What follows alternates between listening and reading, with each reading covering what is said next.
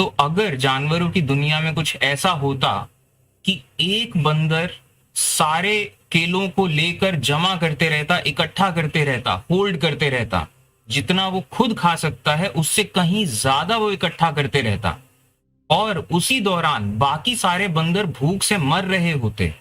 तो ऐसे में जो साइंटिस्ट हैं वो स्टडी करते कि उस बंदर के साथ या उस सिस्टम में खराबी क्या है।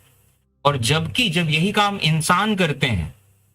कि उन्हें जितनी जरूरत है उससे कहीं ज्यादा वो इकट्ठा कर लें, जमा कर लें, और बाकी सारे लोग भले ही मर रहे हों, तो ऐसे में ऐसे इंसानों को फोर्ब्स की लिस्ट में रखा जाता है।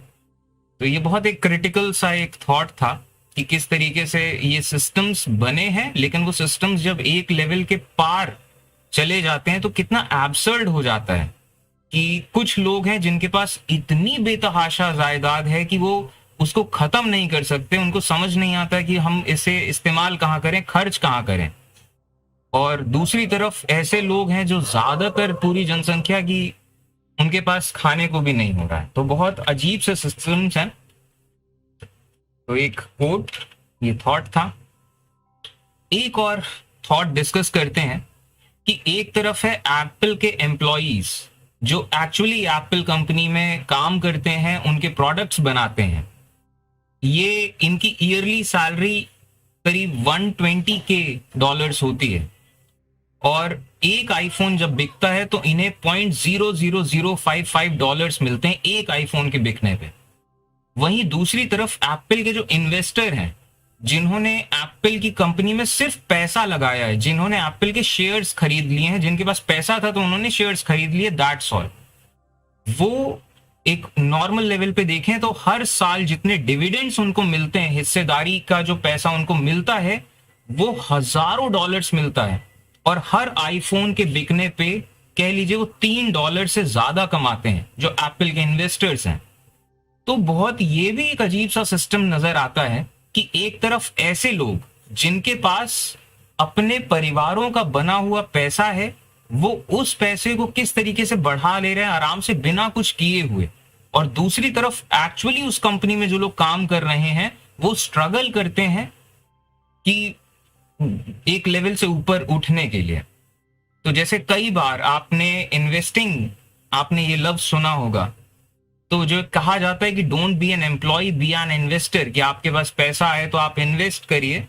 तो ये वाली चीजें आपने सुनी होंगी। तो ये हमारे दुनिया की इसी सिस्टम्स की तरफ दिखाता है कि आपके पास पैसा है तो कितने आराम से आप पैसा कमा सकते हो। You can make money work for you, कि आपको काम नहीं करना, आपका पैसा आपके लिए काम करेगा। तो ये भी एक अमीर जो लोग हैं, अमीर लोग और पैसे की ये भी एक बड़ी अजीब सी फितरत है हमारी जो दुनिया और हमारे सिस्टम्स जो हमने बनाए हैं इसमें, कि अमीर लोग जो हैं इनका सिर्फ पैसा लगाना है चीजों पे। और एक और बात यहाँ फैक्ट है कि जितने दुनिया में बहुत बड़े बड़े अमीर लोग हैं, ये ऐसा नहीं है कि बहुत ज्यादा मेहनत करते हैं इस वजह से इतने अमीर हैं। जितने अमीर लोग हैं उनमें से ज्यादातर लोग ऐसे हैं जिनके पास ऑलरेडी बहुत सारा पैसा है, और ऑलरेडी उनके पास बहुत सारा पैसा है तो उन्हें इस पैसे को सिर्फ इन्वेस्ट करना है ऐसे लोगों पे जो काम कर रहे हैं, और बस इस इन्वेस्टमेंट के बदले उन्हें खूब सारा पैसा मिलेगा, हर चीज की हिस्सेदारी उन्हें मिलती है। और अगर आपको नहीं पता है, अगर आप अमीर हैं और आपको नहीं पता है कि पैसा कहां इन्वेस्ट करें, तो एक और फैक्ट, दुनिया में जो सबसे बड़ी कंपनीज हैं